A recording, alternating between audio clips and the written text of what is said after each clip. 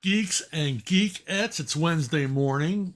Speaking to you from a soon to be hurricane ravaged Central Florida. It's Chuck Dixon here again to answer your questions about what it is I do for a living. And what I do for a living is I write comic books, strange as that may seem.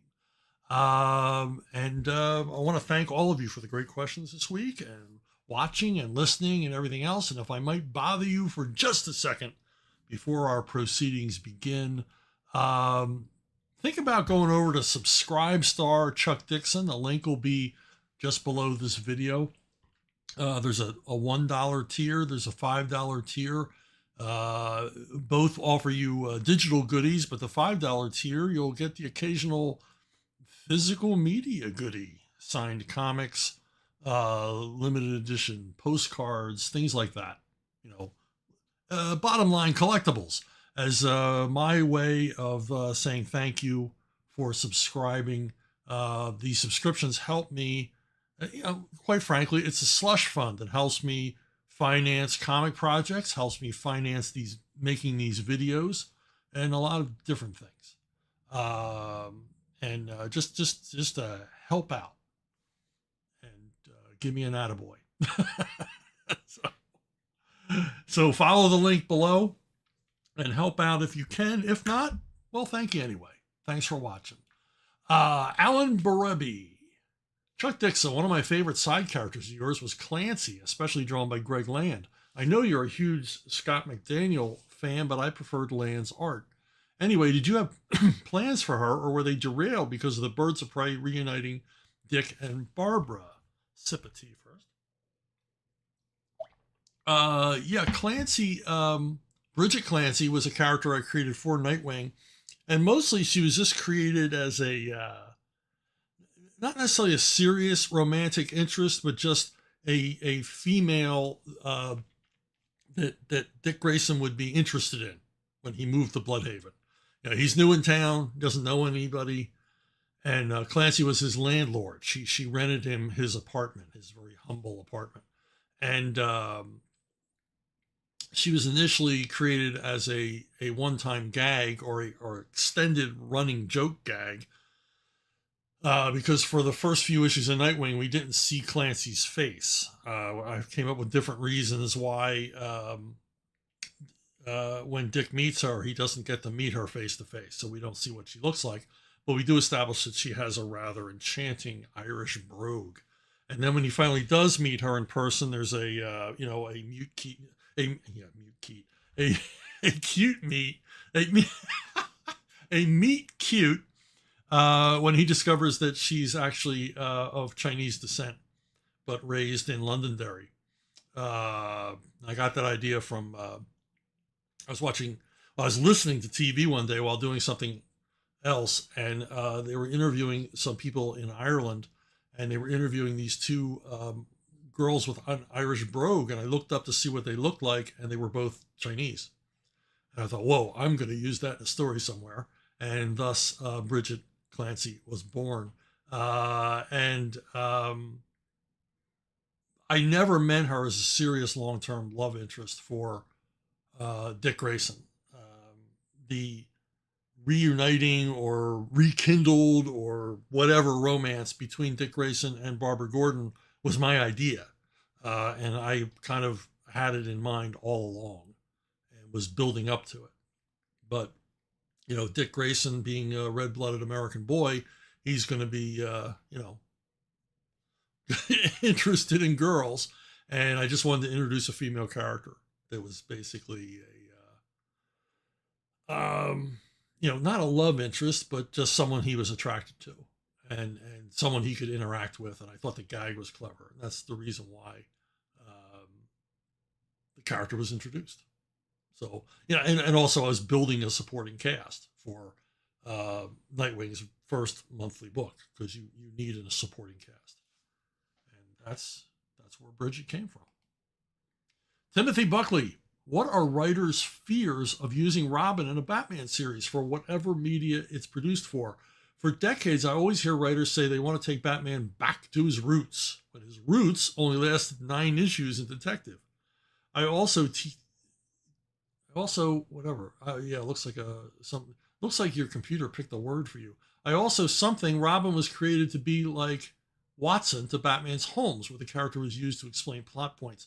Also, why is the Batman TV show still used as a reason or excuse to make Batman darker, obsessive, paranoid, and almost borderline psychotic? Well, yeah, I mean, well, Watson wasn't really created for Sherlock Holmes,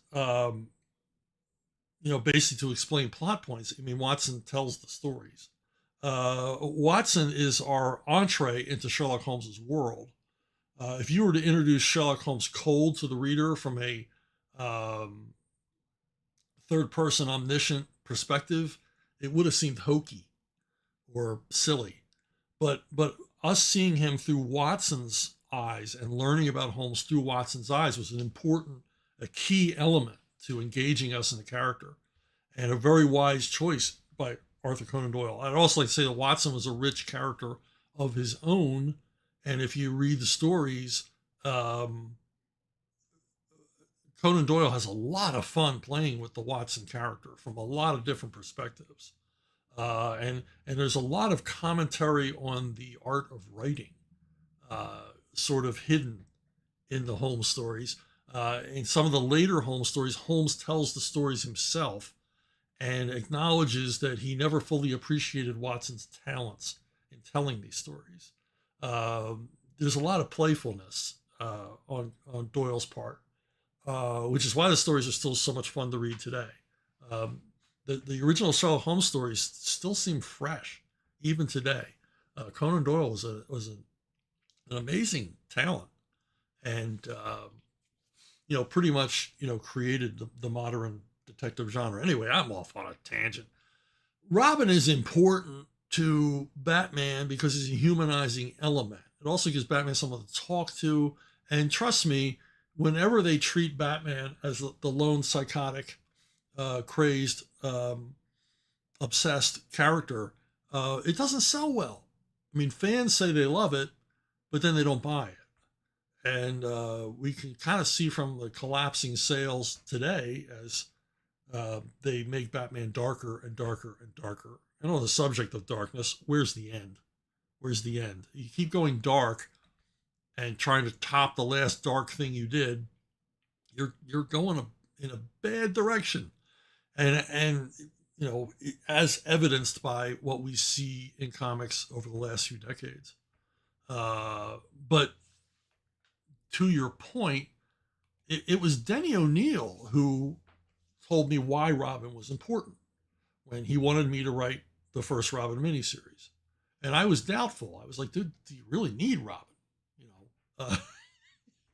Yeah, I was working hard to get that job.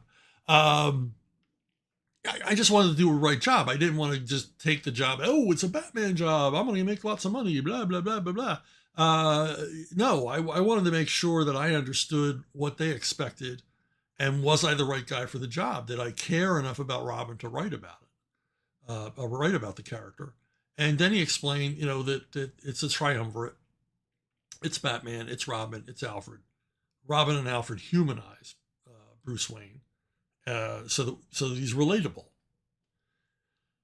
and that made all the sense in the world. The irony is that you mentioned the '66 television show and how everything is a reaction to it. Denny hated the 1966 television show, and pretty much every effort Denny made was to reboot Batman from that campy, old chum image that he had from the Adam West Burt Ward's show. And I shared his disdain for that show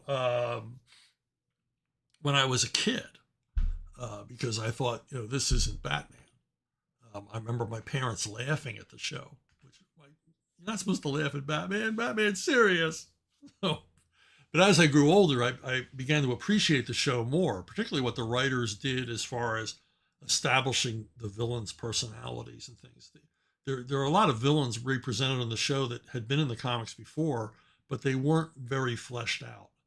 And the show did that because they had to for a television show. They had to bring more depth to characters like Catwoman and the Riddler And they did. And all of those things influenced the comics, whether Denny liked that or not. So I would stay away from anything related to the television show. I did ask once if why can't we use King Tut, because I thought he was a cool villain. And the bookworm. I wanted to use the bookworm, but then he was no, nothing from the television show.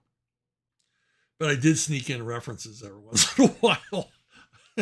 I snuck a few past Denny, like naming one of the bridges in Gotham the Westward Bridge, so it's named after Adam West and Burt Ward, and I did put a reference to a bat turn into a story, but they all flew past Denny without him realizing it. But, like I said, the irony was that, Denny was the guy who initially moved Batman back toward his darker, earlier image, but understood the reasons why Robin was necessary to the series. Because at the end, Denny wanted the books to sell well. And he had seen the sales trends whenever they went darker, whenever they went meaner, whenever they turned Batman into a loner. The sales fell.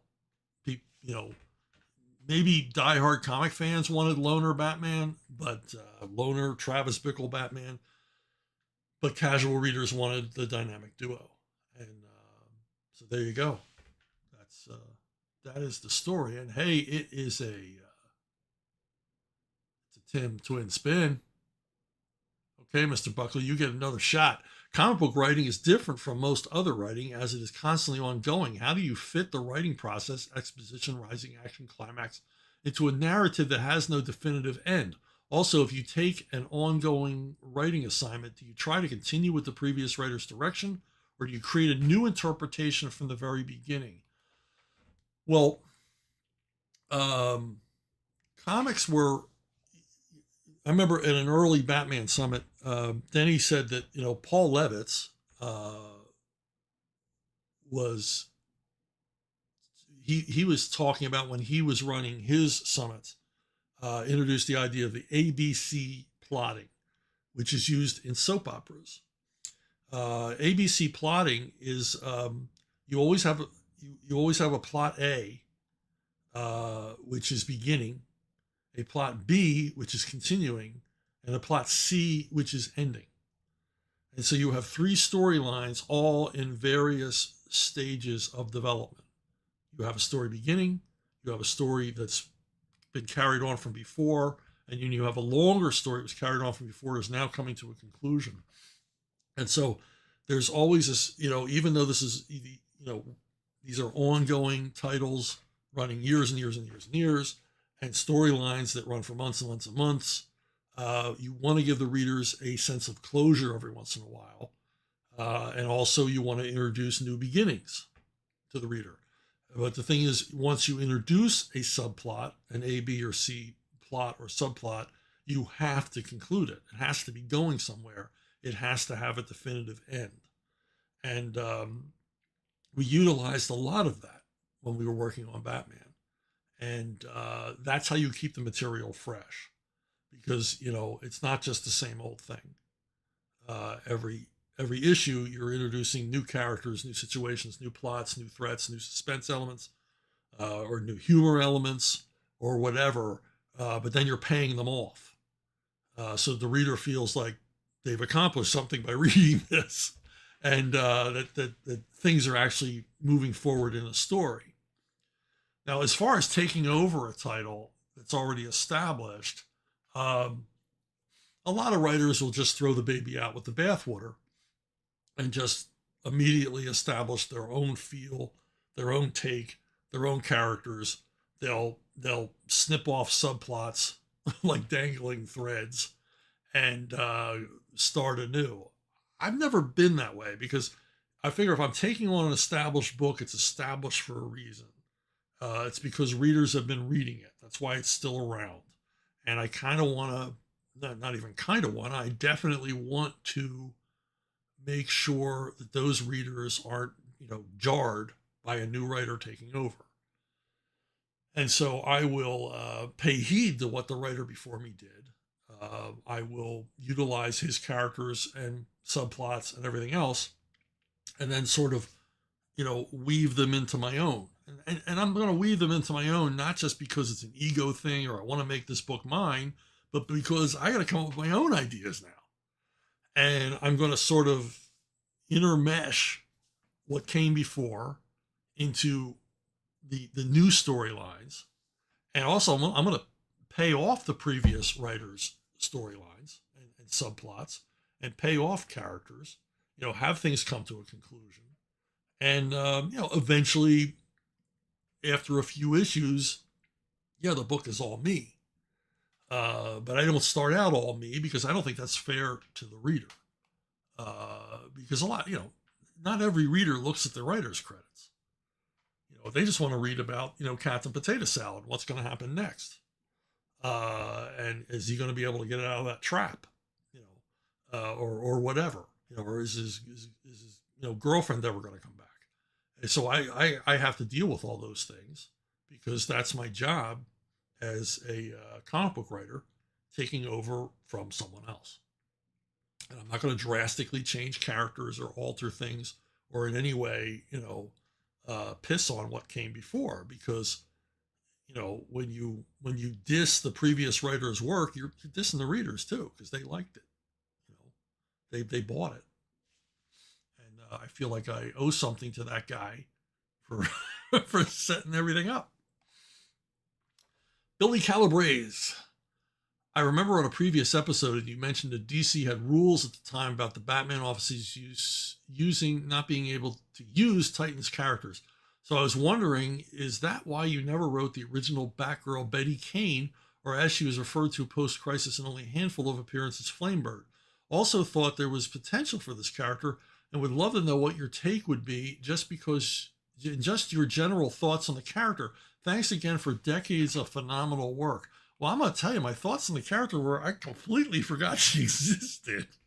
I remember reading Batwoman and Batgirl stories back when I was a kid, but I completely forgot about this character. And I had to go back and take a look. But yeah, I never really thought about the original Batgirl. I completely forgotten there was a Batgirl. I mean, as is well known now, Barbara Gordon was created by the television people. They wanted a Batgirl. And so DC hurried up and introduced a Batgirl into the titles. And if you read Barbara Gordon's origin story, it's a rush job. It really is. There's not a lot of, it's under dramatized to say the least, because they had to get it into production. They had to get that comic book out shortly before the appearance of the character in the series. But as far as Batwoman, the original Batwoman, Kathy Kane, I did have plans for her. My buddy Clint McElroy, who's a big-time radio personality and podcaster now, he had the idea that he would leave his high-paying radio job and become a full-time comic book writer. Thankfully, that didn't work out for him. but he and I had proposed the Legends of the Dark Knight arc that had Batwoman in it, and we would reintroduce Batwoman to the DCU in a brand new way. And what it was Kathy was a late night horror movie show host, and she took on the persona of Batwoman because of this urban legend about this Batman fighting crime in the dead of night. So she takes on this persona, and she dresses in a costume very much like Batman's, and she introduces horror movies. Well, the problem is, I can't remember which villain, but one of the Batman villains becomes fixated on her and acts as if, she's somehow actually connected to the real Batman, and begins to go after her, and thus this sort of faux showbiz Batwoman character encounters the real Batman and Robin, and adventure and hijinks ensue. And we only meant it for an arc. We didn't mean to reintroduce this version of Batwoman on any serious permanent basis. We just thought it would make for a fun arc, but it never went any further than that. We proposed it, and I think Archie Goodwin was the editor at the time. He liked our pitch, but I think the folks upstairs did not want to see this character reintroduced. And I can kind of see why, because once we bring her back into the fold, then other writers were going to want to use her, and perhaps the powers that be at DC prefer that this version of Batwoman remain in the past. Ivama Gila, have you ever declined any requests for adaptation because you thought the final product would not be as your concept? Would you decline a good proposal for that reason? What IP of yours would you most like to see adapted to each format, movie, live action, series, animation? I particularly would like to see an animation of My Sister Suprema, which I imagine would be very funny. Yeah, I mean, I did some adaptation work I probably wasn't that interested in. I mean, I did my best work on it. But I did some stuff that, I didn't particularly admire. Admire the literary quality of, but it was a job at the time when I wasn't getting a lot of work. These days I can turn work down more readily if I'm not interested. I only work in things that I'm really, really interested in now, but back then it was a job, and you got to pay the mortgage. So, but I can't think of an adaptation job I've ever turned down. I probably would turn down one now if I didn't want to do the work, if I didn't appreciate the source material. But I can't think of one I turned down. As far as what would I like to see adapted, I would love to see the Bad Times books as a streaming series. Military adventure, time travel stuff, if you've never read them. A bunch of U.S. Army Rangers get involved in a time travel project and go back in the past to ancient Rome, the Franco-Prussian War, the Taiping Rebellion, prehistoric Nevada, all kinds of places and different alternate universes. And it's a big old shoot 'em up. Yes, in the final book, they do encounter dinosaurs. Because, how can you write a time travel thing and not have any dinosaurs in it? It's against the law. So, I like to see these as a live action. And I have, I've had producers approach me and there's been talks, but that stuff generally never goes anywhere. But there has been quote unquote interest, as they say. Now I agree with you. I'd love to see My Sister Suprema, but I'd like to see live action as opposed to animated. I'd like to see some actual actors in the roles. And My Sister Suprema, in case you're not following it, is a weekly series by me and Anthony Gonzalez Clark. You can read it for free at ArcTunes, and it's going over like gangbusters over there. People really like My Sister Suprema. If you don't know what My Sister Suprema is, it's a sibling rivalry comedy where a young kid, Randy, creates a superhero experiment he finds on a website in order to turn himself into a superhero, but inadvertently the experiment gets used on his older sister Cecilia, who becomes Suprema, and she has no interest in being a superhero whatsoever. So it's a like I said, it's a sibling rivalry comedy, and it's also a parody on the superhero genre. And people are digging it, and a lot of the reason for that is Anthony Gonzalez's Clark's artwork is just amazing. He takes scenes that might have made someone smile that I wrote and gets full out belly laugh, because he makes everything that I write so much better and so much funnier. And you really need to check it out. Like I said, it's free at ArcTunes. There'll be a link following underneath this video, and you just run over there and check it out. I assure you, you will find it amusing. Dan Donovan, I loved your examination of Steranko's art in your latest Ask Chuck Dixon. Is there any creator who had a bigger influence on comics with a smaller body of work than Steranko? He and Neil Adams revolutionized art in the late 60s, but even though Adams's body of work is comparatively small, it dwarfs Steranko's. I can't tell you what a big influence Steranko was, the huge impact he had on comics. And one of the reasons is because, at that time, I think I was in junior high when Steranko shows up on Nick Fury, Agent of S.H.I.E.L.D. And at that time, all the guys drawing comics were my dad's age. I mean, every guy drawing comics, there were no young people drawing comics. They were all guys who were from the golden age, guys who had been in the business for 20 years or more, still drawing comics and still doing great work. I mean, obviously, digging Wally Wood and Jack Kirby and Steve Ditko and, Joe Kubert and all those guys just doing awesome stuff, but there was no new blood. And Neil Adams came along with this sort of, different look, more realistic look to the work. And that had a lot of impact. And then, but Steranko's just came on like gangbusters.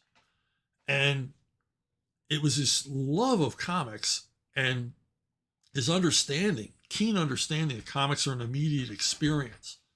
Comics are something that need to delight, thrill, and amaze in every panel. Every image has to be a knockout.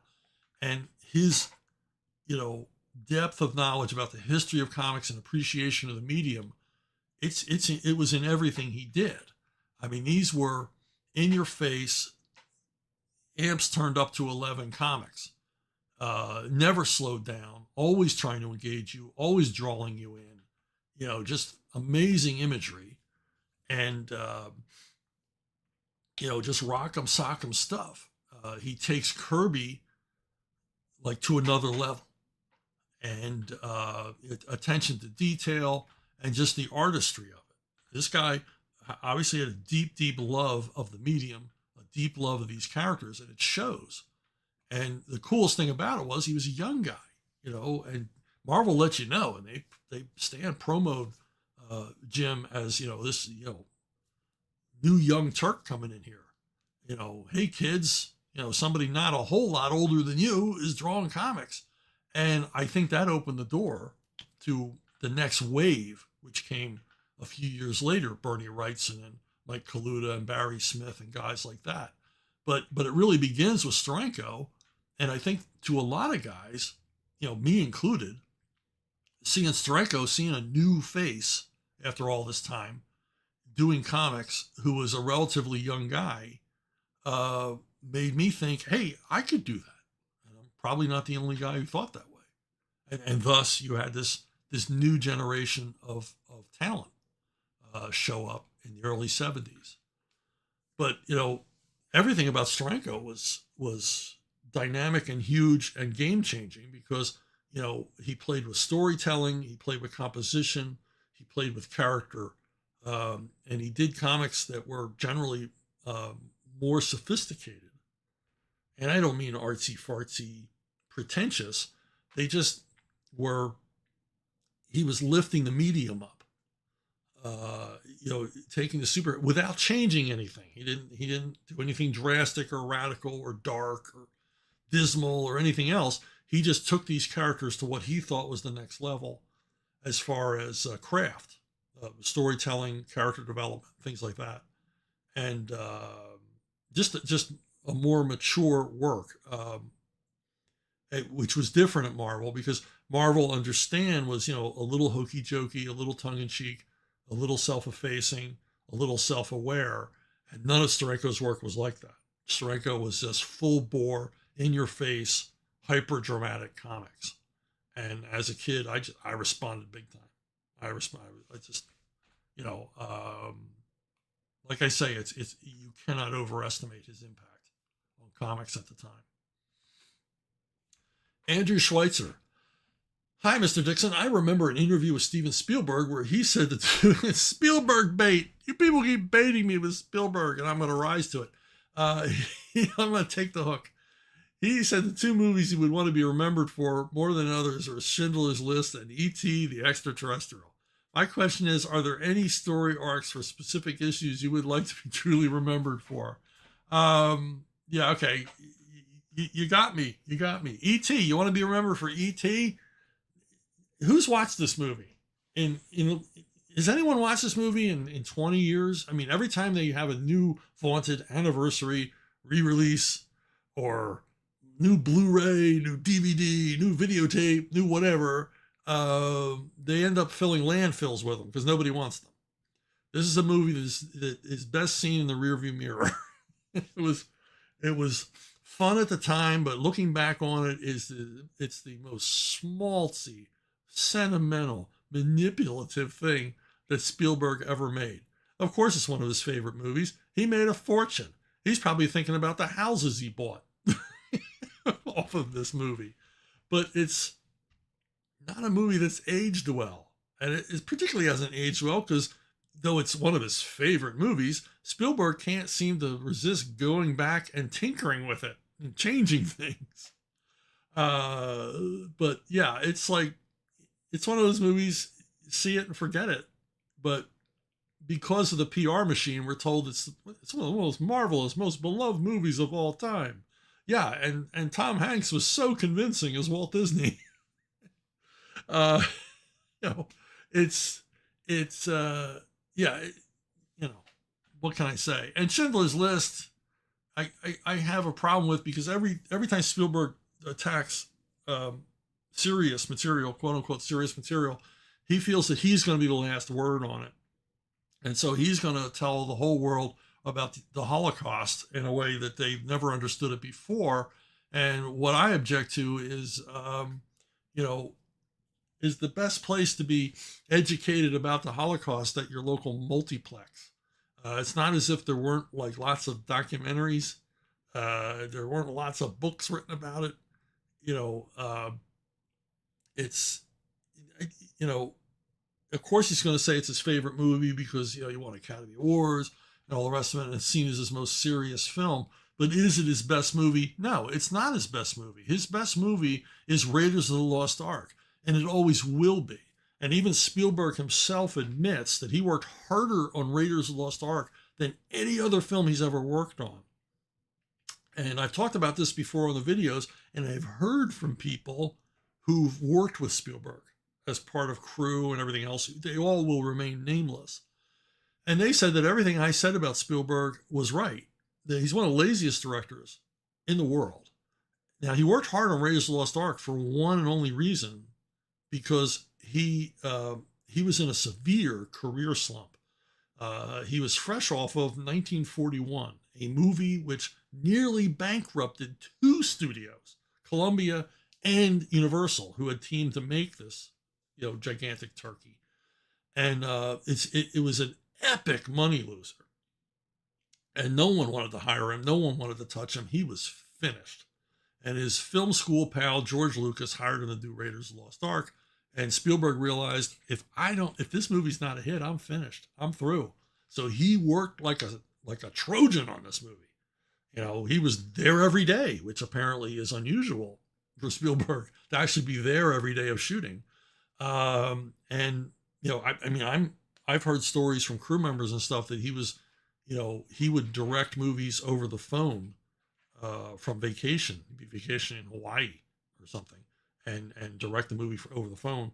But this movie, he was hands-on all the way. And it shows. I mean, he's not untalented.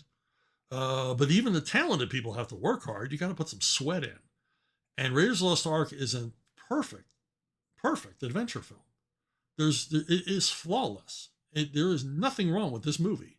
And everything from the cinematography to the action to the actors is absolutely flawless. And if you want a comparison, watch any of the Indiana Jones sequels. They all suck. They suck. Everything that is right with Raiders of the Lost Ark is wrong with all of the sequels. Here we have, I don't want to get into Raiders, but anyway, you brought up Spielberg and I'm blaming you. Now, as far as arcs I'm proud of or whatever, or works I'm proud, I've written thousands of comics. I'm proud of all of them. So I'm just going to pick a few at random.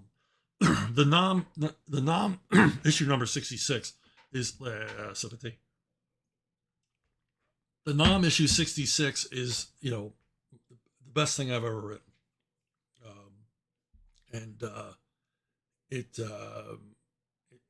It was a standalone issue. I wrote it in one sitting. I sat down and wrote all 22 pages. It just came out of me, inspired by God. I don't know what happened, but the story came to me all at once one morning. I just sat down that day and wrote it. And to this day, I still think it's the best thing I've ever written. And Last Laugh, the Last Laugh crossover, created by me and Scott Beatty, I'm really proud of, because it's the first full cross company crossover that I was directing along with Scott. And we had lots of meetings and lots of all the rest of it, all of the stuff, and writing Bibles and pitches and outlines. All the stuff is involved in the crossover, and I think it turned out very well. I think the actual core mini series that it all surrounds, and then a lot of the stories that were inspired by it, because that the month that it came out, it was released weekly. The month that it came out, all of the titles used the Last Laugh gag of a jokerized villain, which was the gag of Last Laugh. Joker manages to jokerize all the villains in a maximum security superhero lockup, supervillain lockup, and chaos ensues. But I really dug it, and I know Scott is proud of it as well. It's never been fully collected here in this country. It's been partially collected. It's weird. There's a trade paperback that's simply not complete. It doesn't have the first issue in it for some inexplicable reason. But overseas, it's never out of print in Germany, Spain, Italy, France. Very, very popular worldwide. And actually, it's very, very popular here. It sold very, very well. I think it deserves a better reputation than it has. Another arc or run that I'm really proud of is when Gary Quapis and I teamed on Punisher War Journal. And, it was me and Gary. Gary's my most frequent comic book collaborator. We have the longest relationship, continuing relationship in comics. And we're working up until very recently on the weekly Pellucidar strip. But here we were kind of like unleashed. And the result was, I don't know, kinetic. Because we had come off a long run on Savage Sword of Conan together, and we just kind of went wild on Punisher War Journal. Just really, really gonzo action. And Don Daly, who was our editor at the time, encouraged us to go more and more gonzo. And I don't know, it's just so much fun coming up with crazy ideas for Gary to draw. And then Gary, of course, bringing it 150%. These stories are seriously nuts. Probably, except for stuff I've written for Flynn Henry, this is probably the zaniest comic book stories I've ever written.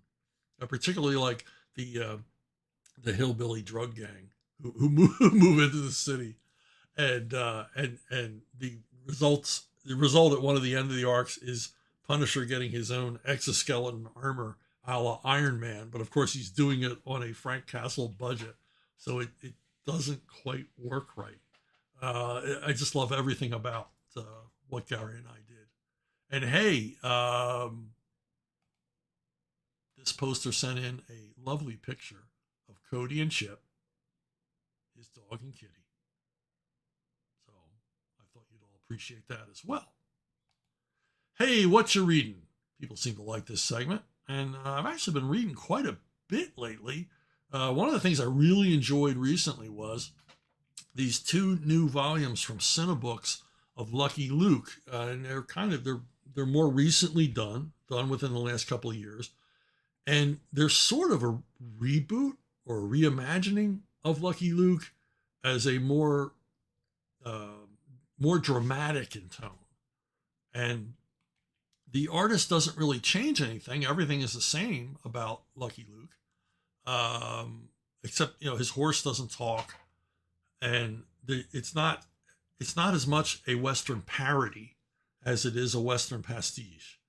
And I've really enjoyed both volumes so far, and I hope this guy continues. I hope these are successful, because they were really solid, really good Western adventure stories.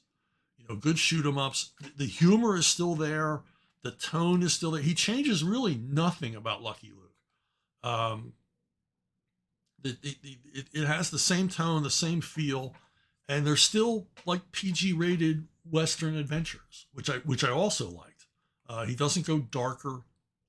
Uh, he resists all those things, and I find that's true whenever they reboot stuff in Europe. They seem to have a an affection, and they seem to honor the source material more than creators here do, and they don't seek to replace it or alter it beyond all recognition. So, I mean, if you like Lucky Luke by Morris and others, if you like classy Lucky Luke, I assure you, you will like these. In fact, they sort of have the feel of a Universal International Western, which I know are really popular in France. In fact, if you want to find Universal International Westerns, a lot of them on DVD, the only place you can find them is in France. Uh, so, kind of, dramatic, but not too heavy. Emphasis on gunplay and suspense and romance and all the rest of it. These Lucky Luke volumes have it all. I highly recommend them, especially since they're now in English from Cinebooks. Another one I've been reading is the Vinland Saga. Man, I've been binging this one. I'm getting near the end. I'm getting to volume 12, which is the last volume until December, here available in the United States. Vinland Saga is by Makoto Yukimura. It's a manga about the Vikings. I've talked about it before, but just recently I read 5 volumes in a row because I just wanted to see what happens next. And you wouldn't think that the Viking era would be good subject matter for a manga, or that you could trust that it would be accurate, or maybe the excesses of the manga format would override the material, but it doesn't. This is as accurate a Viking story as you're going to get anywhere. And I'm really, really enjoying it. And it is bloodthirsty fun. But as the series goes on, you get more and more involved with each of the characters, and they're very sharply and indelibly drawn, and very consistently portrayed. And you've got the rich eye candy of the story, and combined with these terrific character arcs and humor moments. I mean, this one's got it all. I highly recommend Vinland Sagas. But man, I just caution you, once you start them, you're going to be hooked, because it's just awesome stuff. I read a book on Edson's Raiders. I was listening to the Jesse Kelly radio show, and he said, you need to know about Edson's Raiders. And I thought, well, he's a former Marine, and he reads a lot of history, so I thought I'd check it out. So I read this book about Merritt Red Mike Edson, who in the early days of World War II, when America was very frustrated after the attack on Pearl Harbor, and the American public wanted to see something done about it, so in some way, how were we going to strike back against Imperial Japan? But of course, the United States was years from any kind of serious assault on the Japanese home islands. So it was suggested by Franklin Delano Roosevelt's son that a commando unit be formed in the United States Marine Corps. Well, the Marines were like, well, the British are commandos. We're not going to copy anybody. We're Marines. We're not commandos. And Marines have always been a first responder, first to fight. They've always been, in the battle before anybody else.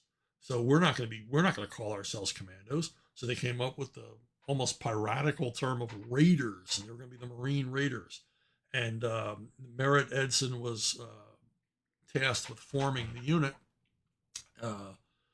who in the early days of World War II at Guadalcanal and islands surrounding it, basically gave the Japanese hell, and suffered incredible casualty rates in defense, particularly of Henderson Field on Guadalcanal. The Japanese very much wanted to take that airfield, and Edson's Raiders were the main reason why they didn't. These guys were always outnumbered, always up against it, and I jumped ahead. And just amazing stories. Lots of Congressional Medal of Honors, most of them awarded posthumously. And reading this book was torture because of the physical deprivations these guys went through, the horrible wounds, the casualty losses, all the friends they lost, and everything else. But early days of World War II, these guys were the point of the spear, and they were a lot of times completely alone, and as they say, outnumbered against a formidable foe, the Japanese army, and won out in the end and earned their place in history. Also just finished The Emperor's Colored Coat, second in a series of books by John Biggins about the Austrian-Hungarian Navy in the early part of the 20th century. And the Biggins is, wow, this guy does, I hats off to this guy. He writes about an area and a period that I'm not familiar with, and his research is exhaustive. Throws so many ideas, so many concepts, so many historical facts at you in the run of this novel. The novels are told from first person by a Austro-Hungarian naval officer named Ottokar Prohaska. And there's humor, adventure, action, all the rest of it. This one deals with the months before World War I, when Ottokar becomes involved inadvertently in the assassination of Archduke Ferdinand, and then ends up in China when World War I is declared, and basically has to fight his way on a Chinese junk with torpedoes mounted on it. He has to fight his way out of the South China Sea, and eventually ends up in Arabia, trying to basically get home to Austria. And it's just fun historical adventure stuff, and I highly recommend it for anybody who's really, really geeky about history, because just amazing stuff is related. Amazing real historical facts are related in the midst of a rousing, ripping yarn. Another book I read recently in one sitting was Hostage for a Hood. I recently learned, you learn something new every day. I recently learned this guy, Lionel White, he wrote the novel that the movie The Killing was based on. If you've ever seen The Killing, you should. It's an early Stanley Kubrick film. Sterling Hayden leads a gang of misfits in robbing a racetrack, a horse racetrack, and they cause a distraction by shooting the lead horse with a sniper's rifle. It's a crazy movie. It's a great movie. One of the best heist movies ever made. And I read a review on one of the Facebook pages, many Facebook pages that I read about, men's adventure and mystery and vintage paperbacks. And a guy was saying that, Lionel White was this master of the heist novel. And he wrote like 35 heist novels for gold medal paperbacks. And gold medal paperbacks were terrific. Terrific stuff back in the 50s, early 60s. So I looked it up, and wow, they were all reprinted in new editions today that were affordable. So I didn't have to pay collector prices. And I sat down to read the first one I got the other day, and I didn't get up. Read the whole thing. Lionel White was very prolific. Like I say, wrote like 35 heist novels, and it was solid stuff that just kept me reading. Every chapter ended with a cliffhanger. You had to keep going to find out what happened at the end. He's been adapted into quite a few movies other than The Killing. One of them was one of my favorites, The Night of the Following Day, a kidnap thriller starring Marlon Brando, Richard Boone, and Rita Moreno. If you ever get a chance to check this one out, it's a goodie. It's a good crime film. Okay, if you need to get a hold of me directly, write to me via email. Type with your little fingers. The BrunoBookstore@gmail.com. BrunoBookstore@gmail.com, in case you're listening to this rather than watching it, is the surest way to reach me with your questions, suggestions, pictures of your dogs and kitties, critiques, whatever. And that's the place to reach me. I will, I find questions here in the comments below the videos, but Sometimes I miss them. And people send me comments and questions on Facebook, and sometimes I miss them. But if you go to brunobookstore@gmail.com, you will not be ignored. Anyway, while I still have you, if I get this image to come up, I write a book. I write a bunch of books about Levon Cade, a former Marine. Like I've said before, these novels scratch my Punisher itch. And the 11th novel came out recently. I am going to start the next novel, the 12th novel. I'm going to start writing it next week. It should be out early next year. And these are action-packed shoot-'em-ups, unapologetic crime thrillers. Levon is a vigilante and an outlaw as well. He's always on the run from the law. He's always on the run from authority. But he always manages to run into trouble, which he generally only makes worse by his involvement. So violent, blood-soaked, but there's also a lot of family interest as he does have children. He does have ties to the real world. He, just like Batman, he is not a psychotic loner. He has people that count on him. So you can go on over to Amazon. These things are on Kindle. They're in paperback, and they're also on audio. So I want to thank you all for listening. Thank you all for watching. Thank you for subscribing if you did. Thanks for any super thank yous you might want to lay on me. And I'll see all of you down the road.